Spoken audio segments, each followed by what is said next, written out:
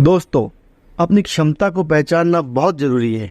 ये कहानी है एक गांव में रहने वाले एक आलसी आदमी की, जो कि कुछ काम धाम नहीं करता था।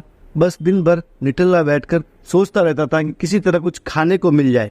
एक दिन वह यूं ही घूमते घूमते आम के एक बाग में पहुंच गया।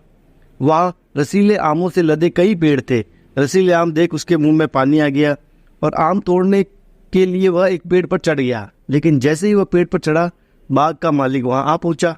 बाग के मालिक को देख आलसी आदमी डर गया और जैसे तैसे पेड़ से उतरकर भाग खड़ा हुआ। भागते भागते वह गांव के बाहर स्थित जंगल में जा पहुंचा। वह बुरी तरह से थक गया था, इसलिए एक पेड़ के नीचे बैठकर सुस्ताने लगा। तभी उसकी नज़र एक लोमड़ी पर पड़ी। उस लोमड़ी की एक टांग टूटी हुई थी और वह लंगड़ा कर चल रही थी।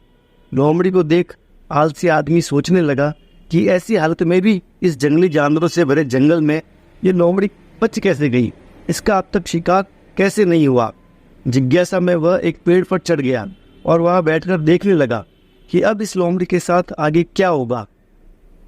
कुछ ही पल बीते थे कि पूरा जंगल शेर के भयंकर दहाड़ से गूंज उठा, जिसे सुनकर सारे जानवर डरकर भागने लगे। लेकिन लोमड़ी अपनी टूटी टांग के साथ भाग नहीं सकती थी, वह वहीं खड़ी रही। शेर लोमड़ी के पास आने लगा। आलसी आदमी ने सोचा कि अब शेर लोमड़ी को मारकर खा जाएगा, लेकिन आगे जो हुआ वह कुछ अजीब था। शेर लोमड़ी के पास पहुंचकर खड़ा हो गया। उसके मुंह में मांस का एक टुकड़ा था, जिसे उसने लोमड़ी के सामने गिरा दिया। लोमड़ी इत्मीनान से मांस के उस टुकड़े को खाने लगी। थोड़ी देर बाद शेर वहां से चला गया। यह घटना देख आलसी आदमी सोचने लगा कि भगवान सच में सर्वे सर्वा है। उसने धरती के समस्त प्राणियों के लिए, चाहे वह जानवर हो या इंसान, खाने पीने का प्रबंध कर रखा है। वह अपने घर लौट आया। घर आकर वह 2-3 दिन तक बिस्तर पर लेटकर प्रतीक्षा करने लगा कि जैसे भगवान ने शेर के द्वारा लोमड़ी के लिए भोजन भिजवाया था, वैसे ही उसके लिए भी कोई न कोई खाने पीने का सामान ले आएगा। लेकिन ऐसा कुछ नहीं हुआ। भूख से उसकी हालत खराब होने लगी। आखिरकार उसे घर से बाहर निकलना ही पड़ा।